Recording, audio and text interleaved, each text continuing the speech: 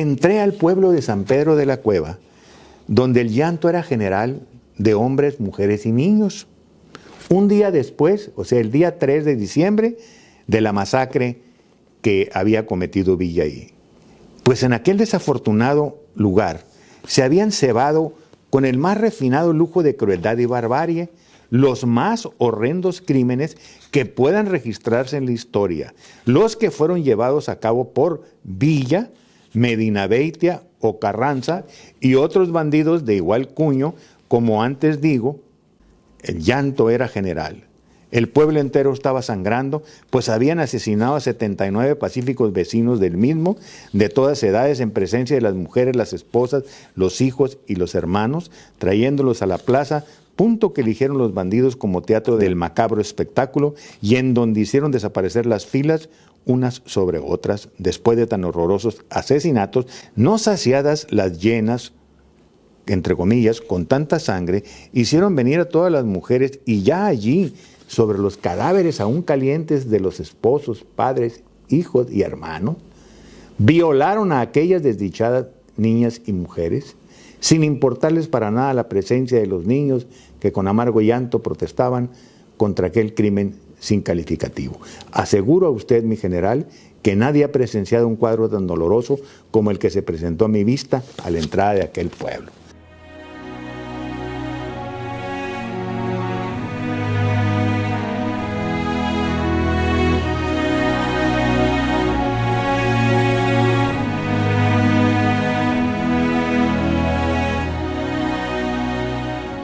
Ahora vamos a tocar un tema que ha sido como una herida no curada de la historia de Sonora.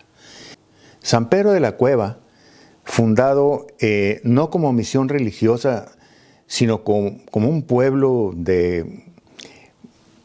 agrícola y ganadero, cerca de una cueva que estaba ahí, cerca del río Yaqui, en el río Yaqui medio más o menos, y que por lo regular no había tenido una connotación más allá de ser una modesta población. En el caso mío, de mi familia, valga la expresión, una hermana de mi padre llamada Guadalupe Félix Valderrama perdió a su novio, que era el capitán Alfonso de la Torre, en 1935, cuando él, junto con el general Luis Ibarra, andaban en lo que se pudo llamar una cristiada en el estado de Sonora de los meses de octubre, noviembre de 1935. Alfonso de la Torre, curiosamente, era hermano del padre Ignacio de la Torre, párroco de Nogales, muy famoso, muy importante, que 40, 50 años después o más, murió asesinado en los 80s entre Hermosillo y esta ciudad, en un crimen pues no muy esclarecido, creo yo.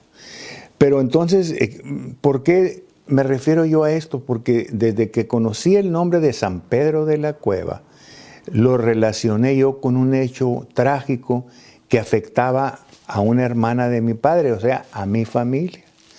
Entonces, las pláticas de niño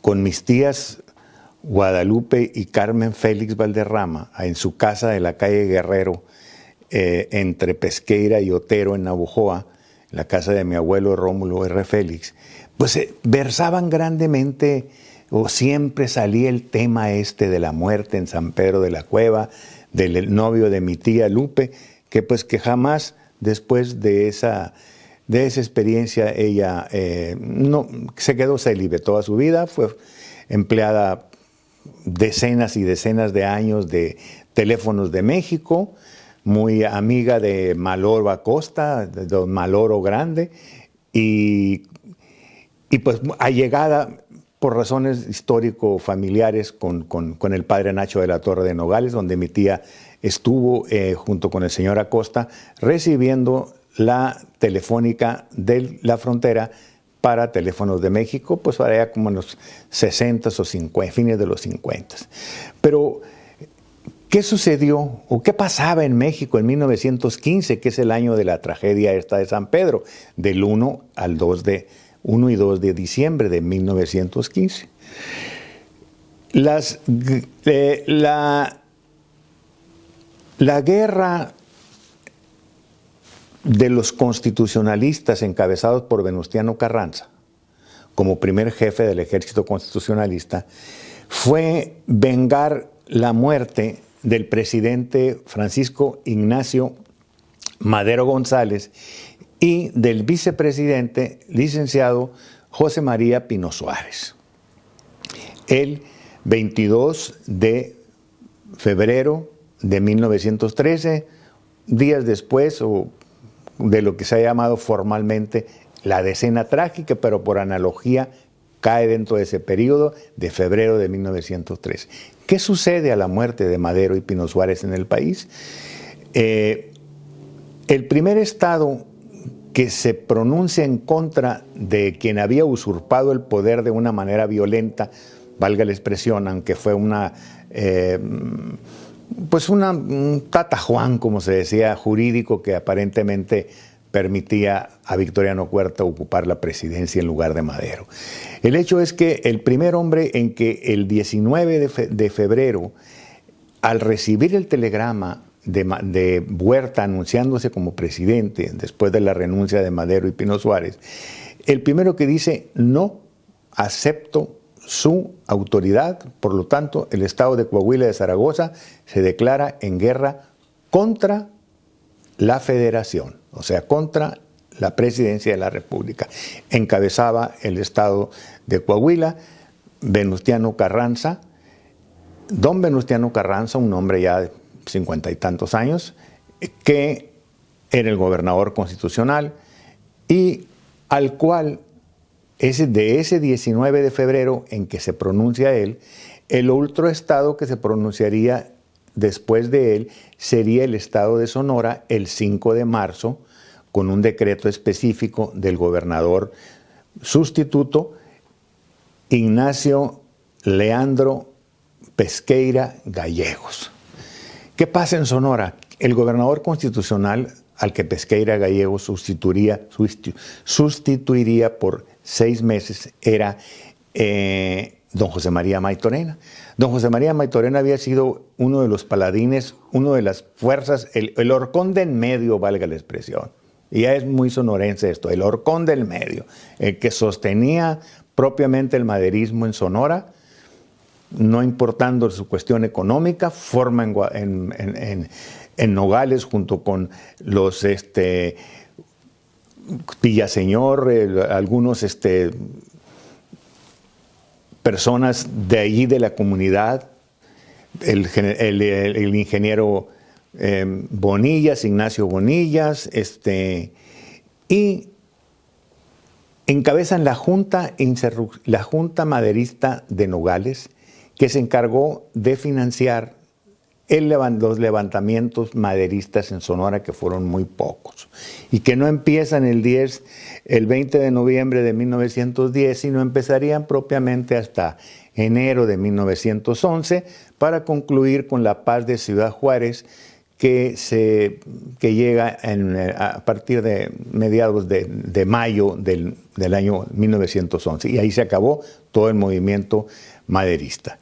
El hecho es que Maytorena, que siempre fue un maderista convencido, a la muerte de don Pancho Madero, él acababa de llegar de la Ciudad de México en enero, después de un viaje largo, pues estamos hablando de cuando no estaba comunicado todavía por tren directamente México, Nogales con Guadalajara, por la cuestión de la revolución, sino que eso sería hasta 1927, pero pues había otras posibilidades de irse al norte, tomar un tren que viniese de San Francisco, California, o qué sé yo, y llegar al Paso, Texas, y de ahí tomar el ferrocarril a la Ciudad de México. Así prácticamente, o irse por barco por acá, por el lado de Guaymas, en navegación de cabotaje, esa navegación no muy lejos de la costa para no tener problemas, y decidir irse hasta Mazatlán, tomar otro barco más, un barco más ya de que navegase en agua, digamos en alta mar, llegar a Acapulco y después irte a México. Una travesía importante. El hecho es que Francisco Villa rompió con Venustiano Carranza. Rompe con Venustiano Carranza ya a partir propiamente de la Convención de Aguascalientes, que fue en 1914, y se hacen dos fuerzas en el país. Nombran los de la Convención de Aguascalientes en contra de don Venustiano, nombran 3 presidentes, chiquitos, valga la expresión, aunque algunos eran grandotes, y gordos y grandotes, como don Eulalio Gutiérrez, Francisco Lagos Cházaro, y sobre todo el intermedio, el general Roque González Garza, amigo de Carranza y gente del estado de Coahuila muy reconocida. El hecho es que se da el encuentro mientras Carranza huye de los ejércitos villistas y zapatistas y se refugia en Veracruz antes del 15, fines del 14, que toma la Ciudad de México los zapatistas. Es muy conocida el retrato de que están sentados en 2 sillas presidenciales el propio Francisco Villa, el general Villa y el general Emiliano Zapata. Luego están las famosas fotografías de los zapatistas en el Sanborns, que todavía sirve la misma comida desde aquellos tiempos, casi, por decir así, la misma comida, y ahí los retratos de la gente tomando sus cafés con sus panes, los revolucionarios zapatistas, imágenes revolucionarias que son para toda la vida. El hecho es que se hacen 2 fuerzas, Villa y Zapata por un lado, pero por el otro lado estaba el general Invicto, que era quien había puesto a don Venustiano en el pináculo del control de las fuerzas constitucionalistas y era el contrapeso militar contra Francisco Villa. Llegan las cosas al extremo de que para ya la primavera de 1915, el Bajío, o sea, las regiones de Querétaro, Guanajuato, Michoacán, genéricamente, Aguascalientes, parte de Jalisco, todo ello, ahí se darían, sobre todo en Guanajuato, se darían las batallas más importantes. La batalla de Celaya en abril, las 2 batallas de Celaya en abril, en las que domina el general Obregón, porque el general Villa tenía un sistema guerrero muy especial, que eran unas grandes cargas de caballerías, centenas o miles de soldados que venían a romper las fuerzas oponentes, pero ya con la guerra moderna, con ametralladoras, con obuses, con cañones, con la gente en las trincheras o en esas loberas que eran una trinchera individual que Obregón tanto caracterizó al ejército obregonista, un ejército constitucionalista, carrancista, que era una gran coalición nacional de revolucionarios maderistas, algunos de nuevo cuño por la muerte de Madero, pero en fin, el maderismo de todas partes del país se conjuntó bajo un solo mando de orden militar en el general Álvaro Obregón Salido, nativo de la hacienda de Ziquisiba, municipio de Camoa en aquel tiempo de 1811, pero en 1880, que nace el 17 de febrero, no el 19, señores, el 17 de febrero, y que sería la estrella refulgente que llega a encontrarse con el otro poderoso hombre ahí en el Bajío. Ahí, al mando de las tropas constitucionalistas, donde se ve una pléyade de militares, inclusive indígenas de Chiapas, indígenas de otras partes del país, indígenas sonorenses, mayos y yaquis, o sea, una gran coalición. Se hace bajo la personalidad del hombre que podía tener esas características de líder y que lo era en ese momento, el general Álvaro Obregón Salido. Se dan las batallas en el Bajío, se dan las batallas de Celaya, las dos batallas de Celaya. En Santana del Conde, ahí cerca de estas batallas, es donde Obregón, por andar de temerario metido en la línea de fuego, le toca una granada que tiran los villistas y pierde Obregón el brazo derecho.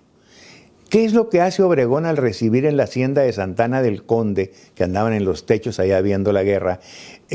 Obregón, al recibir y verse que no tenía brazo, que le había perdido el brazo derecho, toma la pistola escuadra con la mano izquierda y se pone en la sien y dispara.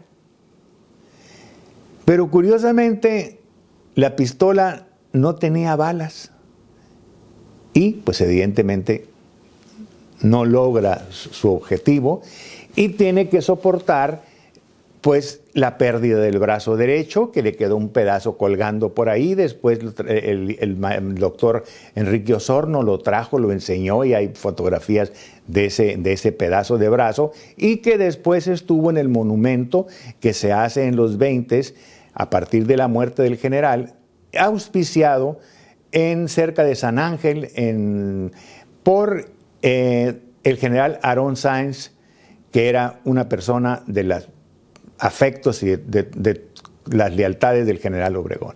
El hecho es que pierde Obregón el brazo ahí, en Santana del Conde, siguen las batallas de Aguascalientes, de León, Aguascalientes y todo lo demás, y Villa es derrotado. Villa es derrotado totalmente por el general Obregón. Pero Villa entonces se refugia en su estado natal, Durango, Chihuahua, en toda esa zona, y dice, bueno, si el gobernador Maytorena, que ya volvió de sus 6 meses de permiso en agosto, y que el general Obregón me pidió que lo pusiera como gobernador otra vez, y está a favor de Francisco Villa. Yo, Francisco Villa, tengo amigos en Sonora, y esas fuerzas maytorenistas me servirán para tratar de recuperar lo que perdí ahora aquí. Entonces forma una fuerza bastante importante de más de 20,000 hombres, que con artillería y todo lo demás, que cruzan por Cañón del Púlpito, allá cerca de Agua Prieta. Sin embargo, estábamos hablando que esa incursión villista a Sonora es terminando octubre, empezando noviembre, y evidentemente los climas ya en ese tiempo, ya para esa fecha, estaban bastante pues difíciles, ¿verdad? El hecho es que Obregón con Carranza consiguen con los americanos pasar soldados mexicanos en El Paso, Texas, tomarlos, subirlos a los trenes americanos y traerlos a Agua Prieta, bajarse en Agua Prieta y apoyar al general Calles, al general Flores, al general Manso, al general Francisco R. Serrano. Ahí es donde muere en esas batallas el conocido coronel Cruz Gálvez, por el cual él y Plutarco Elías Calles tenían una apuesta de que el que sobreviviera a estos periodos de guerra haría una escuela para huérfanos del ejército, de los participantes en la revolución, y eso traería por consecuencia nuestra Cruz Gálvez, que opera hasta el día de hoy, en el 2020. Bueno, Obregón decide y entran los villistas, son derrotados en Agua Prieta. Y allá en Agua Prieta se da un caso curioso que algunos de los de mis queridos amigos historiadores dicen, pues no hay constancias de eso, o qué sé yo, pues, fuentes reales. Bueno, se dice que generalmente que en Agua Prieta uno de los villistas joven, un capitán joven llamado Lázaro Cárdenas del Río, que venía con Pancho Villa, se pasa a las fuerzas constitucionalistas al mando del general Plutarco Elías Calles, y el general Plutarco Elías Calles le dice al general Obregón, general, fíjese que aquí que quiero presentarle un jovenazo, un muchacho, capitán michoacano, que se pasa del villismo al carrancismo. Pues mucho cuidado, Turco, dicen que le dijo Obregón a Calles, que era el sobrenombre, Turco, y porque el que traiciona una vez, traiciona dos veces. Con el tiempo, en 1935, Calles sería echado del país por ser una amenaza social y para una potencial nueva guerra civil. ¿Por quién? Por su protector, a quien el protector lo llamaba chamaco, y al que su hijo, don Rodolfo Elías Calles, le había conseguido propiamente la candidatura del Partido Nacional Revolucionario para llegar a ser presidente de la República. Eso pasó, derrotado, pero Villa empieza a tener problemas con su gente, ese es tumulto, se empieza a desperdigar, agarran para Cananea, otros agarran para Nogales, y le deserta el general José Rodríguez con 4,000, 5,000 hombres, y se devuelven ellos. Ya se acabó todo aquí. Pancho le dice, nos vamos a Chihuahua otra vez. Y trata de agarrar hacia el norte Villa, pero se devuelve después, primero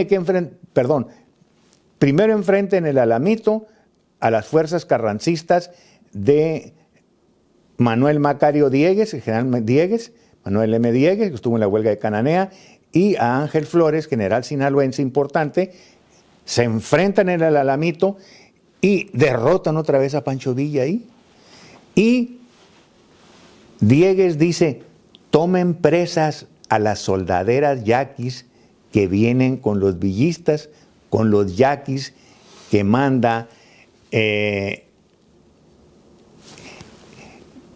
los generales, entre ellos Francisco, ahorita me voy a acordar el nombre, Francisco es muy Urbalejo, los yaquis de Urbalejo, entre ellos que venía el general Luis Buitimea y muchos más, agarran presas como rehenes a las soldaderas yaquis y a los chamacos, y Villa viene y ataca ataca Hermosillo, y estos mismos militares carrancistas habían llegado a Sonora con tropas del sur del país, que al encontrar el frío y les viene una especie de enfermedad que se llamaban, o le decían en aquel tiempo, los fríos, y que eran una especie de gripa, como influenza española, combinada con una diarrea.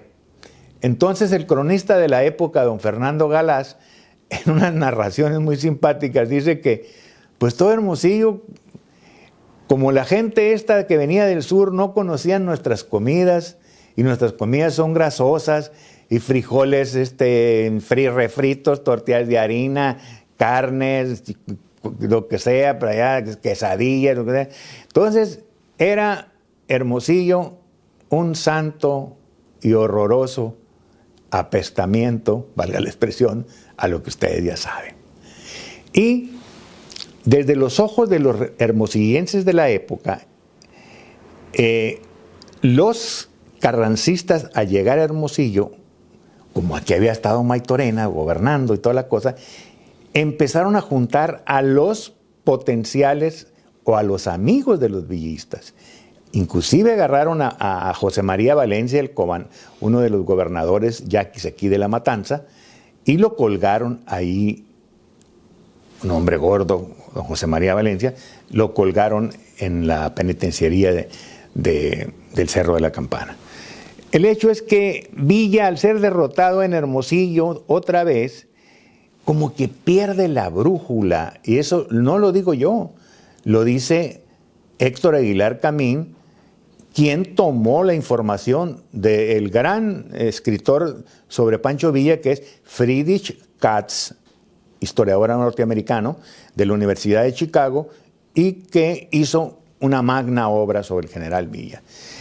Y curiosamente, al perder en Hermosillo, Villa agarra para el norte, rumbo a Nogales, se devuelve, va a dar a la Colorada, saquea a la Colorada, mata una docena de chinos ahí al estilo de él, y según dicen algunas personas que son de los ritos masónicos, que había una logia masónica china muy importante en la Colorada que tenía supuestamente bastante lana, o alazanas, monedas de oro o de plata, las otras. Entonces, Villa, estando en la Colorada, con una fuerza importante de 6, 7, 8 mil hombres, agarra rumbo a Mazatán y de Mazatán pasa a Mátape. Villa llevaba artillería, 4 o 5 mil hombres se van por el camino de Mátape a San Pedro de la Cueva, con la artillería, 4 o 5 mil hombres. Y Villa, con otros tantos, se va de Mátape a Batuc, Ozoaqui del Batuc, ahí por otro camino, porque la artillería evidentemente lleva ruedas y no cabían por el camino de Herradura, por donde se fueron los villistas a caballo para allá. Y curiosamente, todos los pueblos serranos, todos estos pueblos del estado de Sonora, tuvieron una maldición a partir de que empezó la guerra civil del 11, aquí en Sonora sobre todo, hasta pues, por muchos años, donde no faltaban una bola no eran todos revolucionarios que andaban buscando que se fuera un Porfirio ni que vengara Madero. Había una bola de bandidos también, asaltantes, bandidos, asesinos, y los pueblos tenían que protegerse, tenían sus propias milicias de ahí, y un tal Pedro Félix se le ocurre en San Pedro de la Cueva juntar unos 80 y 90, unas gentes dicen que también el sacerdote ahí influyó, pero vamos a dejarlo en que Pedro Félix junta como unos 80 y se van afuera a esperar lo que les habían dicho, que por el camino de Mátape a San Pedro de la Cueva venían unas fuerzas de bandidos ahí. Pues al ver las avanzadas villistas, que no se notaba que era un ejército grandísimo, 4,000 hombres,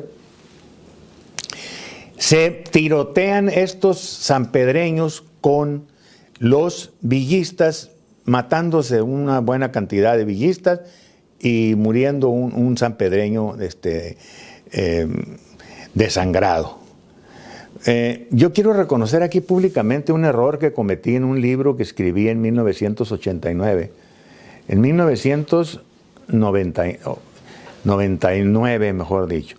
En ese libro, Sonora de la Prehistoria del siglo XX, o siglo XXI, no sé si sería el segundo tomito, don Gilberto Escobosa me dijo que estos Pedro Félix, estos que se fueron a tirotear con los que venían del lado de Mátape, eran unas personas que habían consumido de más nuestra queridísima bebida mezcal llamado Oiba Canora.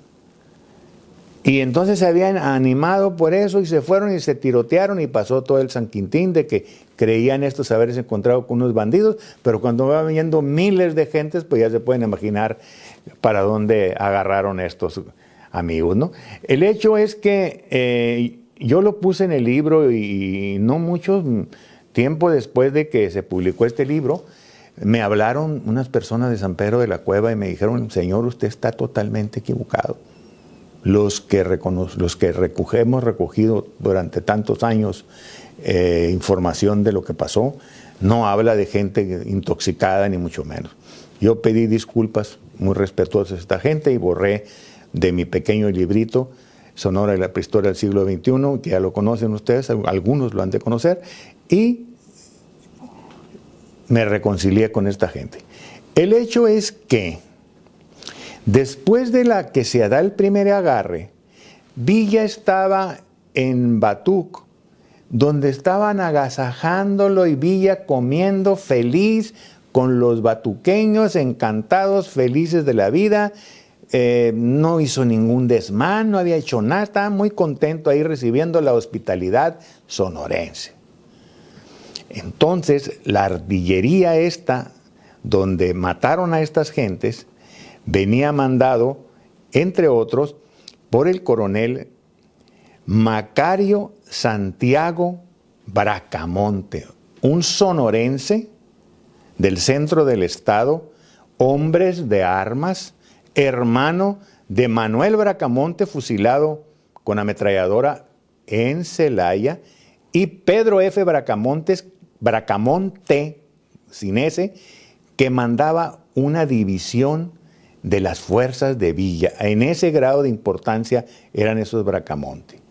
Manuel muere allí en Celaya, y Pedro F. Bracamonte pasa a los Estados Unidos y se desaparece ya. Inclusive en la canción que compuso en los años fines de los 40,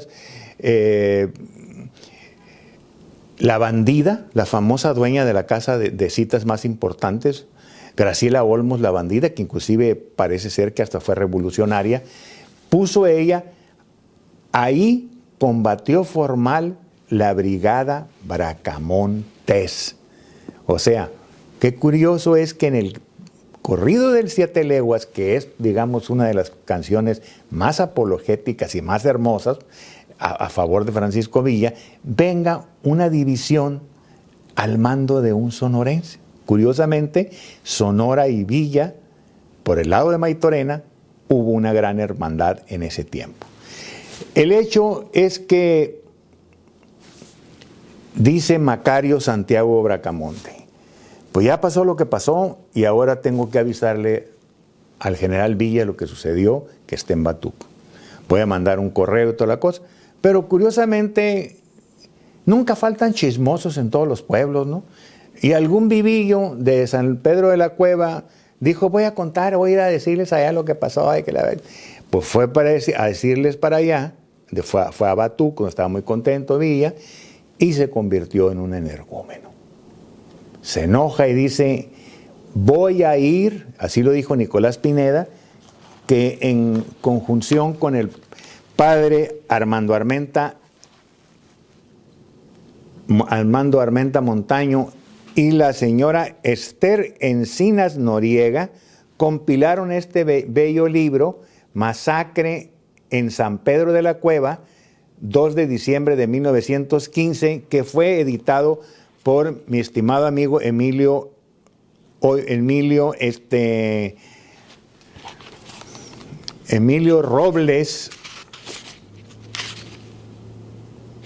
Emilio Robles, de Editorial Garabatos.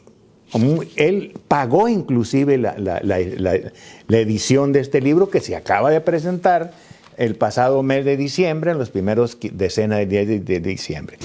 El hecho es, ¿qué sucede?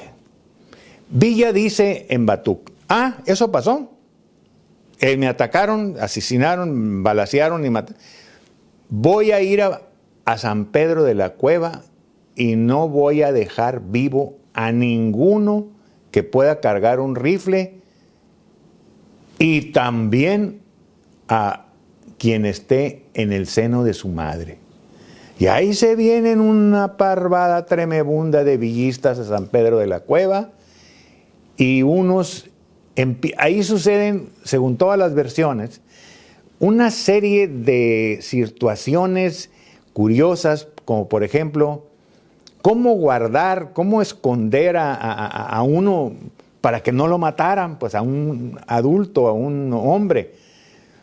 Algunos llegaron hasta disfrazarse de mujer, quedarse sentadas en una silla así como fueran viejitas, para que no los descubrieran, y cuando entraran los villistas, que sí entraban a las casas.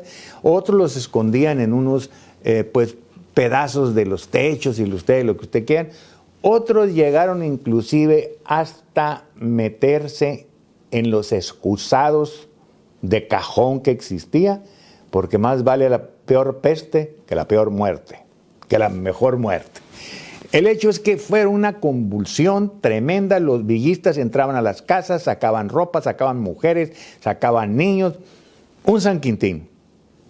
Villa llega y en la plaza de San Pedro decide, aquí es, tráigamelos de tanda en tanda porque nos los vamos a escabechar a todos.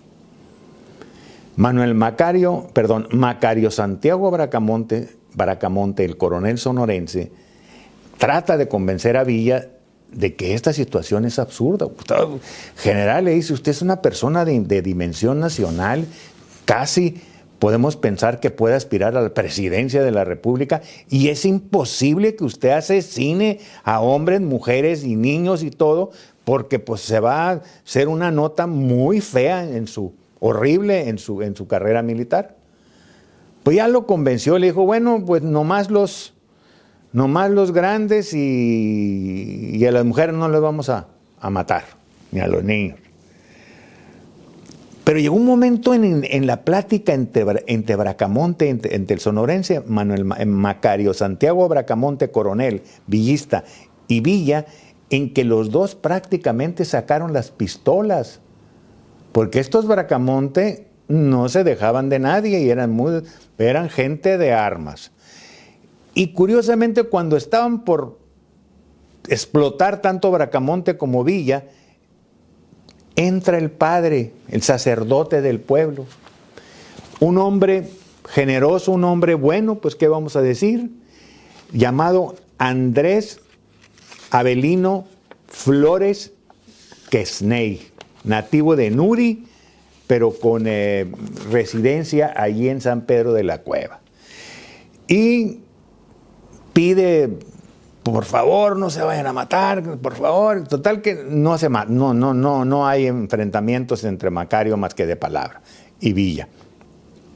Pero le dice Villa al padre Andrés Avelino Flores Quesney, que ya había intervenido a favor de varios, porque le decía, bueno, y aquel gordito, tráeme 100 pesos, así.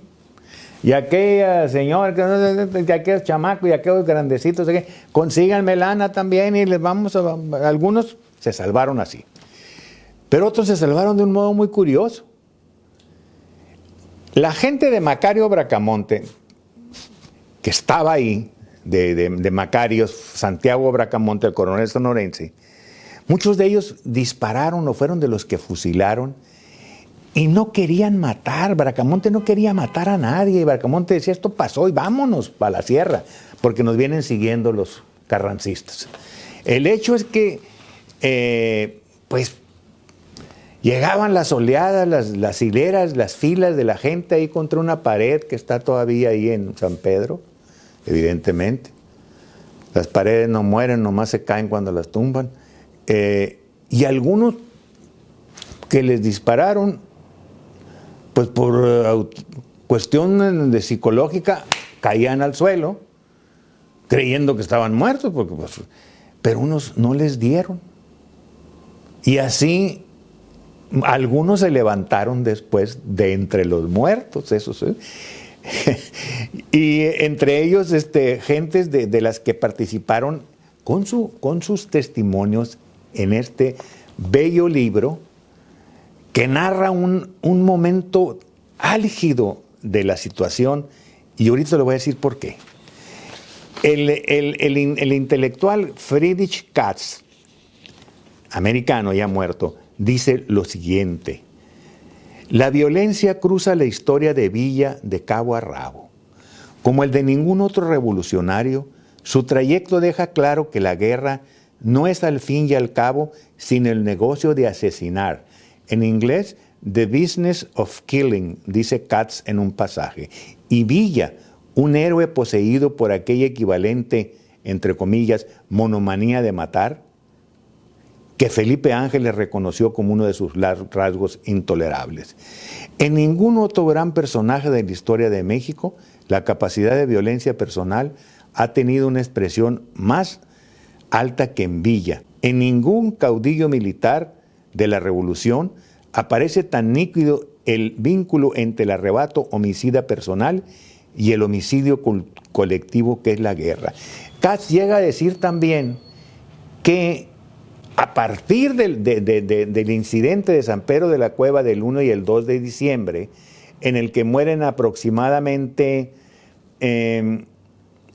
casi 80 y tantas, menos de 90 personas entre las diferentes versiones que hay, incluyendo, ahorita vamos a leer algunos nombres de los muertos, incluyendo 6 nacionales chinos y 5 viajeros de comercio que ni a nombre llegaron esos pobres amigos, o sabrá Dios quiénes habrán sido.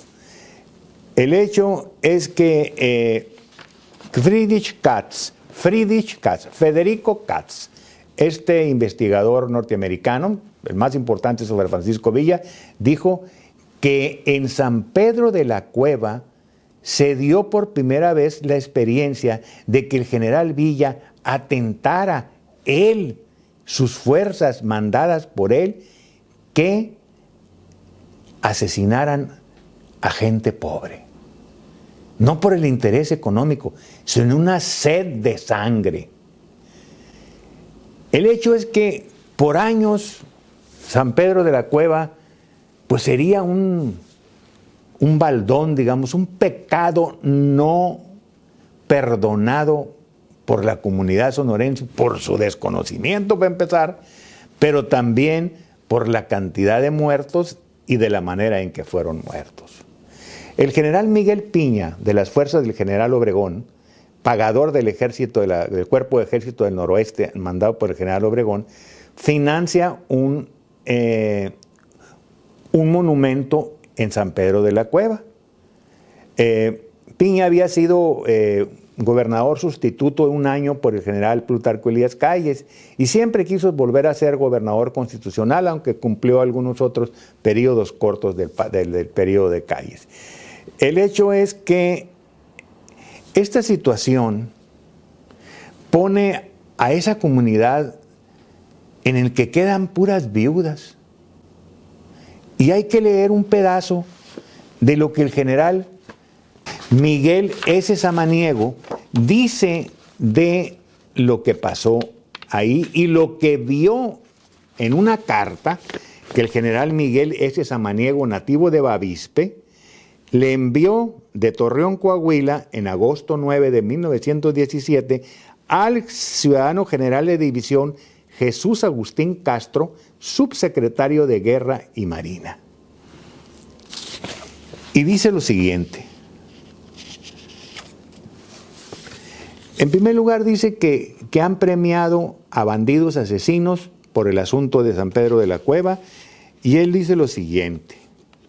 Habla al de 79 de muertos y dice lo siguiente. Entré al pueblo de San Pedro de la Cueva, donde el llanto era general de hombres, mujeres y niños. Un día después, o sea, el día 3 de diciembre, de la masacre que había cometido Villa ahí. Pues en aquel desafortunado lugar se habían cebado con el más refinado lujo de crueldad y barbarie los más horrendos crímenes que puedan registrarse en la historia, los que fueron llevados a cabo por Villa, Medinabeitia o Carranza y otros bandidos de igual cuño. Como antes digo, el llanto era general.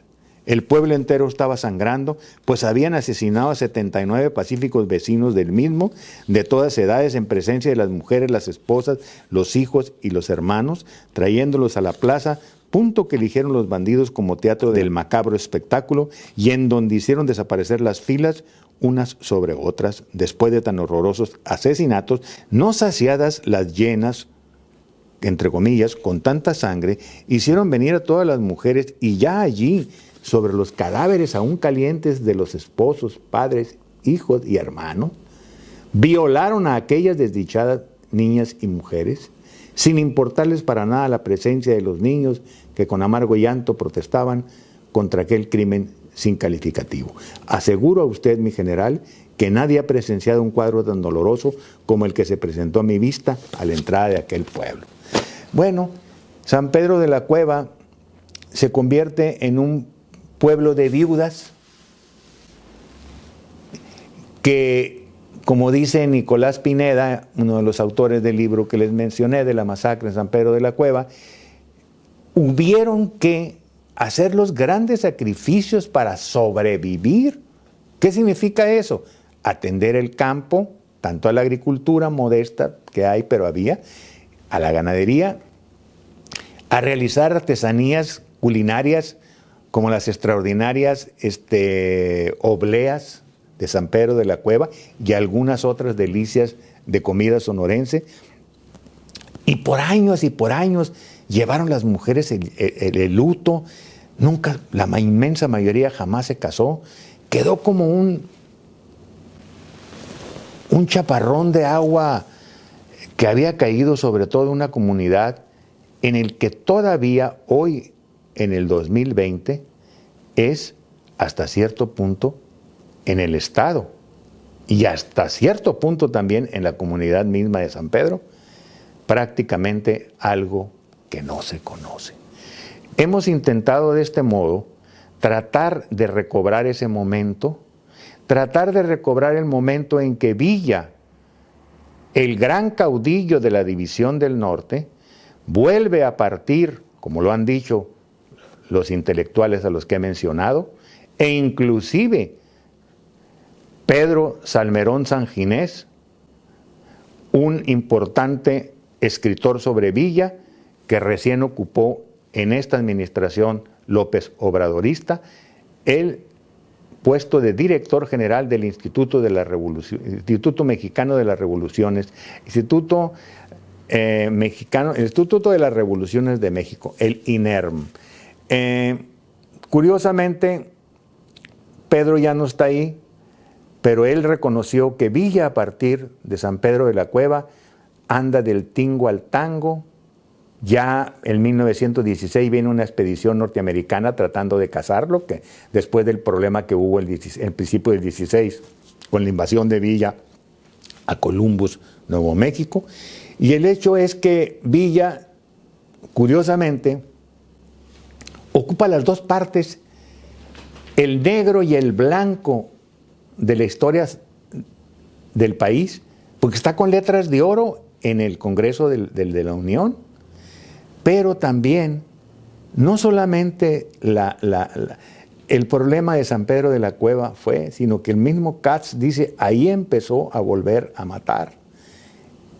Y se habla de la muerte de 90 mujeres con niños a las que fusilaron, otros dicen quemaron, cerca de Camargo, Chihuahua, de la estación Camargo, Chihuahua, la muerte verdadera de 19 ingenieros americanos que trabajaban en las minas en las sierras chihuahuense, y así por el estilo. En ese incidente del Camargo, Chihuahua, Villa enfrenta las quejas dolorosas al saber que su marido estaba muerto del pagador del ejército carrancista, enemigo de Villa, y la mujer se desahoga con Villa, lo insulta, y Villa desde el caballo, sin inmutarse en su caballo, así un gran caballo, porque pues, Villa era un hombre grande, sacó la pistola y mató a la señora. ¿Quién ha matado a una señora así? Solamente Villa. El militar que estaba junto con Villa ahí, el general Baudelio Uribe, le dice, mi general, las 90 soldaderas y los niños y todos se dieron cuenta de lo que hizo. ¿Y qué hacemos? Pues ya saben lo que tienen que hacer. Mataron a las 90 mujeres y niños, otros dicen que las quemaron y las echaron a un pozo. Señores, en ustedes está el juicio para traer, y que no se nos olvide, quién fue un hombre que tuvo estos claros oscuros tan grandes como es aquel que está con letras de oro en la Cámara, en el Congreso de la Unión. Agradecemos infinitamente una vez más su gentileza y esperaremos pronto venir aquí de vuelta con algún tema que sea o que pudiera ser del interés de todos ustedes. Muchas gracias.